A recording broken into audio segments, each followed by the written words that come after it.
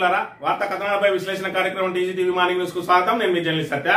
ముందుగా రాష్ట్రంలో జరుగుతున్న రాజకీయ పరిణామాలను కనుక పరిశీలించినట్టయితే బనకచెర్ల మీద మరి ఇక్కడ చర్చకు వెళ్లేదే లేదు అని చెప్పి బీరాలు వలికినటువంటి రేవంత్ రెడ్డి నిన్నటి రోజున మరి ఇక్కడ ఏదైతే బాబుకు దాసోహం అని ఇలా మన నీళ్లను తాకట్టు పెట్టే ప్రయత్నం చేస్తా ఉన్నాడు. మరి దీని మీద కమిటీ చేస్తామని చెప్తా ఉన్నారు. మరోవైపు మరి ఇక్కడ సమావేశం జరిగిన తర్వాత మేము బనకచెర్ల మీద మాట్లాడనే లేదు అని అంటాడు. ఏపీ మంత్రి వచ్చేసి బనకచెర్ల మీదనే మరి నిర్ణయం తీసుకోబోతున్నామని చెప్తాడు.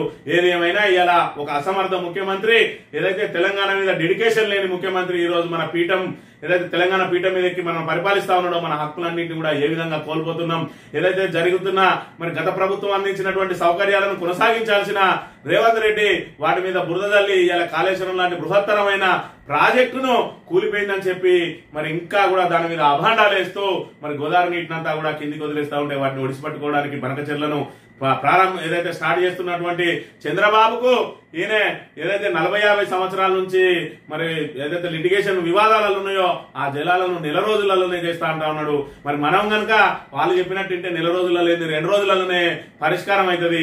మనకు కావాల్సిన అన్నింటినీ మనం సాధించుకునే తరుణంలోనే ఇంతవరకు కూడా వివాదాలు నడుస్తున్నాయనే విషయాన్ని మరి ఇక్కడ ఆయన గమనించకుండా ఈ రోజు కాంగ్రెస్ ప్రభుత్వం మరి ఇక్కడ NDA+1 గా ఇక్కడ నడుస్తా ఉన్నది.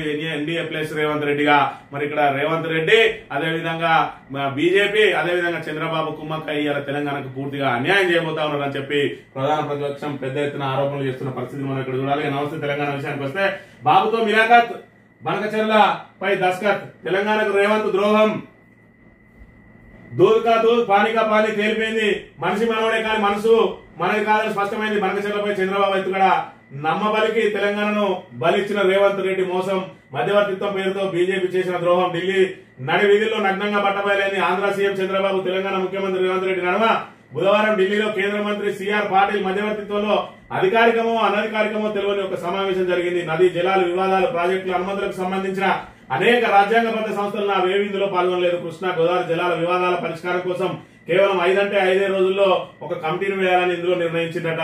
మరి ఇక్కడ కృష్ణా నదీ జలాలు అదేవిధంగా గోదావరి నదీ జలాల్లో కమిటీ, ఇలా గోదావరి నదీ జలాలకు సంబంధించే కదా బనకచెర్లకు సంబంధించి, బనకచెర్ల మీద మాట్లాడలేదంటాడు. ఇక్కడ అసలు బనకచెర్ల అంశం ఇవాళ ఎజెండాలో లేదని ముఖ్యమంత్రి చెప్తాడు. ఆ ఎజెండా అంశానికి సంబంధించి ఇక్కడ బనకచెర్లనే ప్రధాన అంశంగా ఉన్నది. సమావేశం చర్చనీయాంశాల్లో మొట్టమొదటి అంశంగా బనకచెర్లే ఉన్నట్టు నిరూపించే ఎజెండా కాపీ ఇది.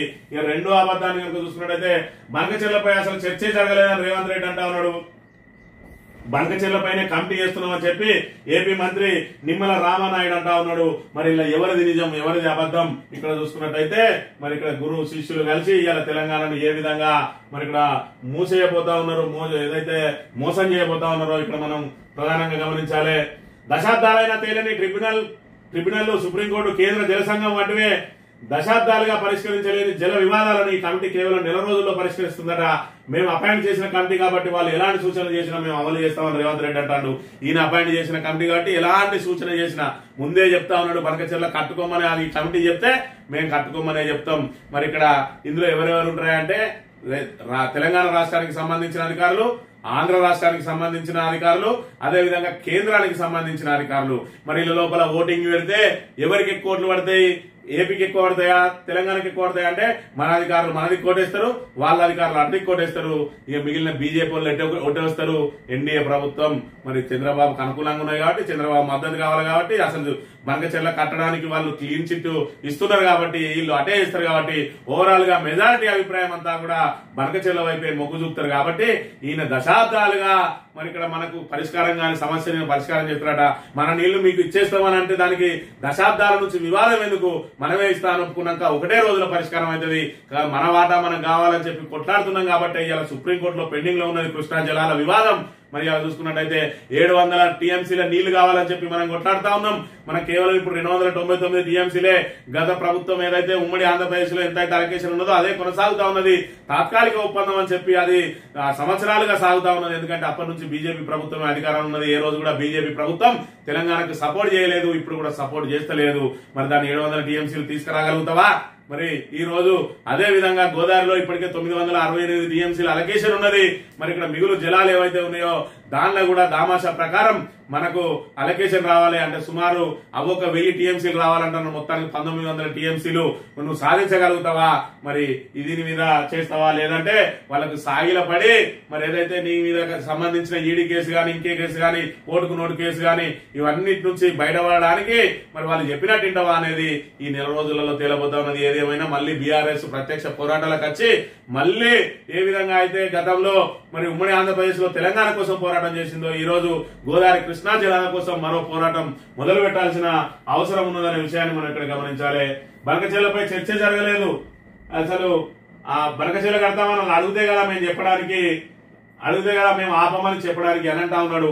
వాళ్ళు కడతామని ఎందుకు చెప్తారు? గోదావరి జిల్లాలో వాటా కోసం డిసైడ్ చేస్తారట. ఆ కమిటీ మీరు వేసింది కాబట్టి అది ఎట్లా చెప్తారు తినాలంటాడు. మరి అది ఎట్లా చెప్తుందో నువ్వు ఎట్లింటావో రాబోయే రోజుల్లో తెలంగాణ ప్రజలందరూ కూడా చూస్తారు. ఎంత దగా ఎంత మోసం! తెలంగాణ నీటి పట్టు ఆంధ్రాకు తాకట్టు బగ్గుమంటూ మండుతున్న మేధావులు, రైతు సంఘాల యువత, వర్సిటీ విద్యార్థులు, అగ్గి మీద గుగ్గిలమవుతున్న తెలంగాణ వాదులు, రగులుతున్న సాగునీటి రంగ నిపుణులు అని చెప్పి మన నీళ్ల కోసం మరో ఉద్యమం ప్రజా పోరాటానికి తెలంగాణ సన్నద్ధం అని చెప్పి బనకచెర్ల ప్రస్తావన వస్తే బాయ్కాట్ అంటూ ముందు రోజు పత్రికలకు లీకులు ఇచ్చిన రేవంత్ అర్ధరాత్రి ఢిల్లీకి పయనమైండు. తెల్లారేసరికి బాబుతో సమావేశమైండు.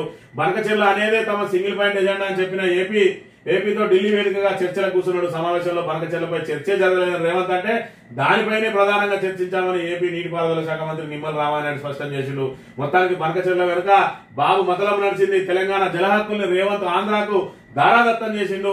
తెలంగాణ వెన్నులో వెచ్చని కత్తిని దించిండు. ఇలా చూసుకున్నట్టయితే బనకచెర్ల మీద ముందుకు సాగడానికి ఆయన ప్రయత్నం చేస్తా ఉన్నాడు చంద్రబాబు. దానికి శుద్ధులు చెప్తా ఉన్నాడు.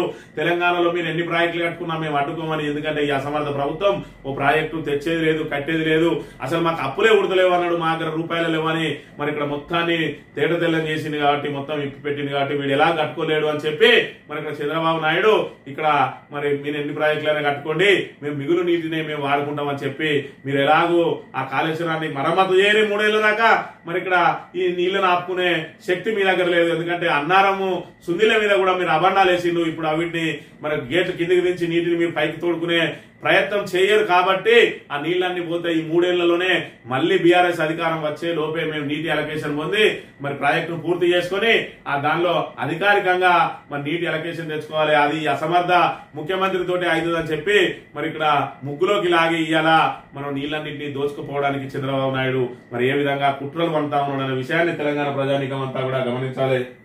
ఇక ఉద్యోగుల భూమిపై 100 కోట్ల డీల్, కీలక మంత్రి తెరచాటు పోయిన ఓ ప్రైవేట్ నిర్మాణ సంస్థతో డీల్. మరి ఇక్కడ ఏదైతే గోపన్పల్లికి సంబంధించి ఉద్యోగులు ఎవరైతే ఉన్నారో ఆ ఉద్యోగులకు సంబంధించిన భూమి అంతా కూడా ఈ రోజు టీఎన్జీఓ భూములు మరి గోపన్పల్లికి సంబంధించిన భూములన్నిటి మీద ప్రైవేటు వాళ్లకు దారాదత్తం చేయడానికి ప్రయత్నం చేస్తా ఉంటే ఇందులో 100 కోట్ల డీలు ఒక మంత్రితో జరిగిందట. మరి ఆ మంత్రి ఎవరు అనేది అందరికి ఓపెన్ గా తెలిసిన సాక్ష్యాధారాలు లేవని చెప్పి మరి పేరు పెడతలేరు కానీ ఆ మంత్రి దానికి సంబంధించిన మంత్రి ఇలా 100 కోట్ల డీల్ తోటి వాళ్ళకు దారాదత్తం చేయడానికి ప్రయత్నం చేస్తే దాని వెనుక తెర వెనుక ఇంకా చాలా మంది పెద్ద మనుషులు ఉన్నారట. మొత్తానికైతే గోపన్పల్లిలో ఉన్నటువంటి భూములన్నిటినీ మరి ఇక్కడ ఏదైతే టీఎన్జీఓ భూములు ఏవైతే ఉన్నాయో వాటికి ఎసరు పెట్టిండ్రు. వాటన్నిటిని కూడా 9,000 కోట్ల రూపాయల భూమిని మరి ఇక్కడ అప్పనంగా కొట్టేయడానికి ప్రయత్నం జరుగుతున్న పరిస్థితిని మనం ఇక్కడ గమనించాలి. ఇక తెలంగాణకు డేంజర్ బెల్స్, ఆందోళనకరంగా రాష్ట్ర ఆర్థిక పరిస్థితి, చరిత్రలో చూడని డిఫ్లేషన్. జూన్ లో ప్రతి ద్రవ్యోల్బణం 0.93%. తెలంగాణ ఏర్పాటు తర్వాత తొలిసారి కేంద్ర గణాంకాల శాఖ నివేదికలు వెల్లడి. ప్రతి ద్రవ్యోల్బణం తో తీవ్ర ఆర్థిక కష్టాలు, భూముల ధరలు పతనం, ఉపాధి గల్లంతు, ప్రజల కొనుగోలు శక్తి క్షీణించడమే కారణం.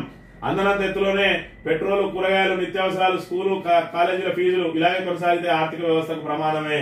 మరి ఇక్కడ ప్రతి ఒక్కరికి కూడా తేలిపోయింది ఏందంటే పూర్తిగా కొనుగోలు శక్తి అనేది ప్రజల నుంచి మరి ఇక్కడ మటుమాయం అవుతా ఉన్నది. ఎందుకంటే మరి ఇక్కడ ఏది మన ఆర్థిక వ్యవస్థ పూర్తిగా దిగజారిపోతా ఉన్నది. మరి ఈ మన సైకిల్ లాంటిది ఒక వ్యవస్థ నడుస్తా ఉంటేనే ఇంకో వ్యవస్థకు ముడివాడి ఉంటా ఉంటది. ఇవాళ ఆర్థిక రంగం కుదేలవడానికి ఇవాళ హైడ్రా లాంటి భూతాన్ని తీసుకొచ్చి రియల్ ఎస్టేట్ ను దెబ్బతీసి ఆ నిర్మాణ రంగం మరి ఇక్కడ ఆగిపోయినట్టయితే ఆ నిర్మాణ రంగం మీద అనేక వ్యవస్థలు ఆధారపడి ఉంటాయి. మరి ఇక్కడ కార్మికుల దగ్గర నుంచి మొదలుకుంటే మరి ఇక్కడ ఆ సిమెంట్ అయితేంది, ఇటుక అయితేంది, ఆ రాడ్ అయితేంది, మరి అదే విధంగా ఇసుక అయితేంది, వీటన్నిటిని తరలించే విషయంలో మరి అనేక మంది ఉపాధి కూడా దెబ్బతినే ప్రమాదం ఉన్నది. కాబట్టి ఇవాళ ఆర్థిక వ్యవస్థ పూర్తిగా దిగజారిపోయింది. ఇవాళ రైతులు కూడా మరి ఇక్కడ నానా ఇబ్బందులు పడుతున్న పరిస్థితి. ఈ నేపథ్యంలో మనది ప్రతి ద్రవ్యోల్బణం మరి ఇక్కడ ఏదైతే చరిత్రలో మొదటిసారి జూన్ నెలలో 0.93% మైనస్ లోకి పోయింది అని అంటే మన రాష్ట్ర ఆర్థిక వ్యవస్థ ఏ విధంగా దిగజారిపోతా ఉన్నదో కేంద్ర గణాంకాలను బట్టి తెలుస్తా ఉన్నది. సాక్షి దినపత్రిక విషయానికి వస్తే ఆ ముచ్చటే లేదట, బనకచెర్ల ఏపీ ప్రస్తావించలేదని ఈయన అంటాడు. మరి ఇక్కడ దాని మీదనే ప్రధానంగా చర్చించమంటారు. ప్రస్తావించకున్నా మరి అదే ప్రస్తావించకనే పోతే గోదావరి జలాల మీద కమిటీ ఎందుకు, అది నెల రోజులలోనే ఎందుకు తీరుస్తుంది? ఆ నెల రోజులలో తీర్చిన తర్వాత బనకచెర్లను కట్టుకోమనే కదా మీ ఉద్దేశం. అంటే బనకచెర్ల అనే మాట తీయకుండా బనకచెర్ల కట్టుకోవడానికి ఏదైతే దానికి సంబంధించిన అంశాలన్నింటినీ ఒక్కటొక్కడిగా మరి ఇక్కడ పూర్తి స్థాయిలో దానికి ఆమోద ముద్ర వేయడానికి ఈ కమిటీ మీటింగ్ అనే విషయాన్ని మనం ఇక్కడ ప్రధానంగా గమనించాలి. స్థానిక స్థానాలు ఖరారైనట, దానికి సంబంధించి మరి నమస్తే తెలంగాణ నిన్ననే చెప్పింది.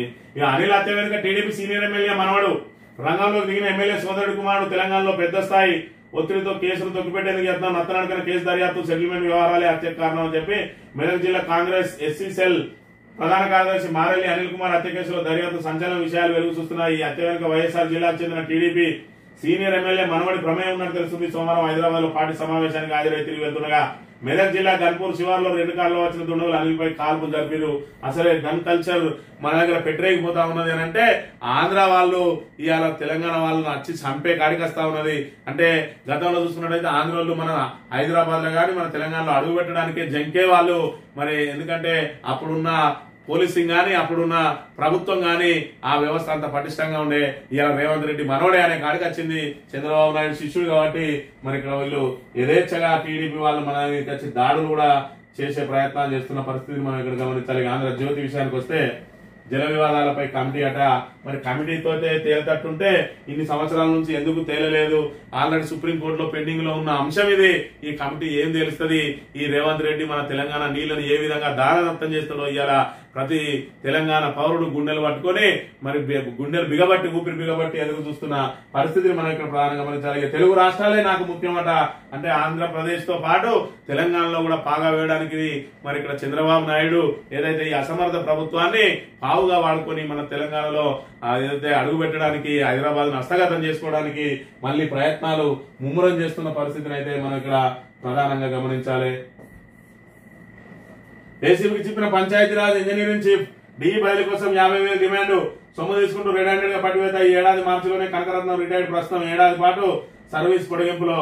మరి ఇక్కడ 1000 కోట్ల అక్రమాస్తులు ఉన్నాయి వీళ్లకు, ఇదంతా కాళేశ్వరం మీదే కూడబెట్టిరని చెప్పే ప్రయత్నం చేస్తా ఉన్నాడు.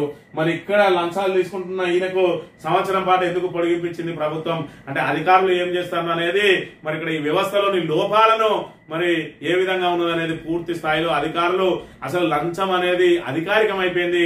మరి ఇక్కడ పంచాయతీ రాజులు అయితేంది, ఆర్ఎండ్బీలు అయితేంది, మరి ఇక్కడ పర్సెంటేజ్ గింత, ఏఈకి గింత, డిఈకి గింత, ఈఈకి గింత అని అది మన ఇరిగేషన్లు అయినా పంచాయతీ రాజులైనా అదేవిధంగా ఆర్ఎండ్బీలైనా లంచాలకు కూడా ఫిక్సేషన్ ఉన్నది.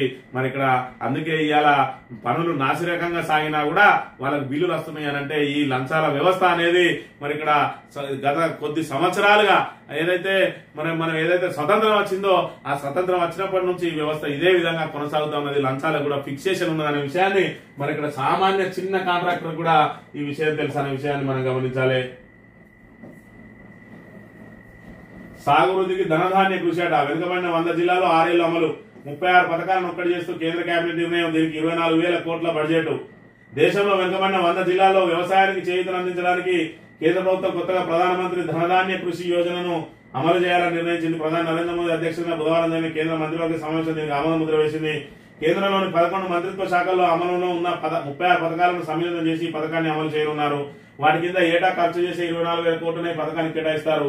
2025-26 ఆర్థిక సంవత్సరం నుంచి 6 ఏళ్ల పాటు ఇది అమల్లో ఉంటుంది. ప్రతి రాష్ట్రం నుంచి కనీసం ఒక జిల్లాను ఈ పథకానికి ఎంపిక చేస్తారు. ఉత్పాదకత, సాగు విస్తీర్ణం, రుణ వినియోగం ఈ 3 తక్కువగా ఉన్న జిల్లాలను ఎంపిక చేసి మిగతా జిల్లాలతో సమానంగా పైకి తీసుకురావడానికి చేయూతను అందిస్తారు. దీని కింద 1.7 కోట్ల మంది రైతులకు ప్రయోజనం లభిస్తుందని కేంద్ర మంత్రి అశ్విని వైష్ణవ్ విలేకరులకు వెల్లడించారు. పథకం ప్రధాన ఉద్దేశం 100 జిల్లాల్లో పంట ఉత్పాదకత పెంచడం అని చెప్పి మరి ఇక్కడ పంట ఏదైతే వ్యవసాయాన్ని మరి ప్రోత్సహించాలనే ఉద్దేశంతో 36 పథకాలన్నింటినీ కూడా ఒక్కడికి తీసుకొచ్చి మరి ఏదో కృషి చేయబోతా ఉన్నదట. అది ఎంతవరకు అమలు జరుగుతుందో వేచి చూడాలి. ఢిల్లీ భేటీ ఎజెండాలో మొదటి అంశమే గోదావరి బనకచెర్ల. ఆ ముచ్చటే రాలేదని సీఎం రేవంత్ పచ్చి అబద్దాలు చెప్పారు. తెలంగాణకు ద్రోహం చేస్తే సహించేది లేదు మాజీ మంత్రి హరీష్ రావు. తెలంగాణ ఏపీ ముఖ్యమంత్రి ఢిల్లీలో జరిపిన భేటీలో మొదటి అంశమే గోదావరి బనకచెర్ల. అసలు బనకచెర్ల అంశం ఎజెండాలో లేనప్పుడు ఆపాలని ముచ్చట రాదని సీఎం రేవంత్ రెడ్డి పచ్చి అబద్దాలు చెప్పారు. ఏపీ మంత్రి నిమ్మల రామానాయుడు మాత్రం బనకచెర్లపై చర్చించామని, పరిష్కారం కోసం కమిటీ వేశామని అంటున్నారు. మరి ముఖ్యమంత్రి అవస్థలు మాట్లాడవచ్చా? రాష్ట్ర ప్రయోజనాలను కాపాడడానికి ప్రజలు మిమ్మల్ని ఎన్నుకున్నారు. ఏపీకి చంద్రబాబుకు గురుదక్షిణ చెల్లించేది కాదు.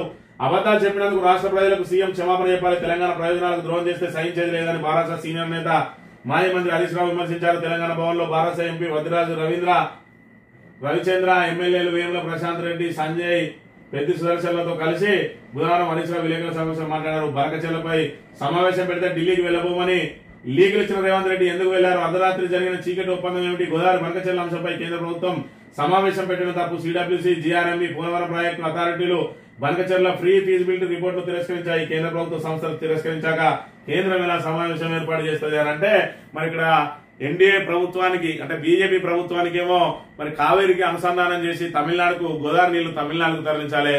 చంద్రబాబుకేమో మన దగ్గర నుంచి ఏదైతే మరి ఇక్కడ కాళేశ్వరం ప్రాజెక్టు ఇప్పుడు కూలిపోయిందని చెప్పి దుష్ప్రచారం చేసి నీళ్లను కిందికి వదులుతున్నారో ఆ నీటితోటి బనకచెర్ల కట్టుకుని మళ్ళీ గోదావరిలో అలొకేషన్ పొందాలి. మరి ఆ రెండు కూడా అవి చూస్తా ఉంటే మరి ఇక్కడ మన ప్రభుత్వం ఏం చేస్తా ఉన్నది అని అంటే, ఇవాళ నీటిని కనుక ఆపి మనం పైకెత్తిపోసుకున్నట్టయితే ఇన్ని రోజులు మనం ఆడిన అబద్దాలన్నీ కూడా బట్టబయలైతాయి. ఇవాళ ఏదైతే కాళేశ్వరం కూలిందని ప్రచారం చేసినామో ఈ రోజు మళ్ళా అది కూలిందని చెప్పడమే కాకుండా అన్నారం సుందిల మీద కూడా అబాండాలు వేసినాం. కాబట్టి ఇవాళ ప్రాజెక్టు గేట్లు దించే పరిస్థితి లేదు, వాళ్ళ నీటిని పైకి ఎత్తిపోసే పరిస్థితి లేదు. కాబట్టి ఆ నీటిని కిందికి వదిలితే మరి వాళ్ళు పట్టుకపోతా అంటే వాళ్ళని ఇక్కడ గట్టిగా వ్యతిరేకించే పరిస్థితి లేదు. దాంతో రేవంత్ రెడ్డి ఆడిన అబద్దాలు ఇవాళ తెలంగాణ ప్రజల మెడకు ఉరితాడిగా మారబోతున్నాయనే విషయాన్ని మనం ఇక్కడ గమనించాలి. ఏది ఏమైనా తెలంగాణ ప్రయోజనాల కోసం పోరాడే ఏకైక పార్టీ బీఆర్ఎస్ అని చెప్పి ఇప్పుడు తేటతెల్లమైపోయింది. బీజేపీ తెలంగాణ ప్రయోజనాల కంటే వాళ్ళకు ఓటు బ్యాంక్ రాజకీయాలే ముఖ్యమైపోయినాయి. ఇవాళ తమిళనాడులో ఓట్లు అక్కడ కొల్లగొట్టుకోవాలి, తమిళనాడులో పాగా వేయాలని చెప్పి ప్రయత్నం చేస్తా ఉన్నది బీజేపీ. దానికి గోదావరి జలాలను వాడాలని చూస్తా ఉన్నది. ఇక చంద్రబాబు నాయుడు మరి ఇక్కడ తన శిష్యుని ఏదైతే అడ్డం పెట్టుకుని మరి ఇప్పుడైతేనే మన పని అవుతుంది, 3 ఏళ్ల లోపు కాకపోతే మళ్ళీ బీఆర్ఎస్ వస్తే మన పప్పులు ఉడికాయని చెప్పి వీళ్ళనంత తొందరగా దీన్ని పూర్తి చేసే ప్రయత్నం చేస్తా ఉన్నాడు. వీటి ద్వారా మొత్తానికి తెలంగాణకు తీవ్ర అన్యాయం జరుగుతా ఉన్నది. తెలంగాణ రాష్ట్రం ఏర్పడ్డదే నిధులు నీళ్లు నియామకాల మీద. ఇవాళ చూసుకున్నట్టయితే మన నీళ్లకు మళ్ళీ దోపిడీకి గురిగా పోతా ఉన్నాయి. కాబట్టి తెలంగాణ ప్రజలందరూ కూడా మళ్ళీ నీళ్ల కోసం పోరాటం చేయక తప్పని పరిస్థితులు నెలకొన్నాయి. ఇవన్నీ కూడా మరి ఏం జరుగుతున్నదో ప్రజలందరూ కూడా ఖచ్చితంగా గమనించాలి. కాంగ్రెస్ ను పాతర పెట్టిన రోజే మనకు మళ్ళీ ఈ రోజు మన తెలంగాణ ప్రయోజనాలు కాపాడబడతాయని చెబుతూ ఇది ఈ రోజు morning news. Thank you very much.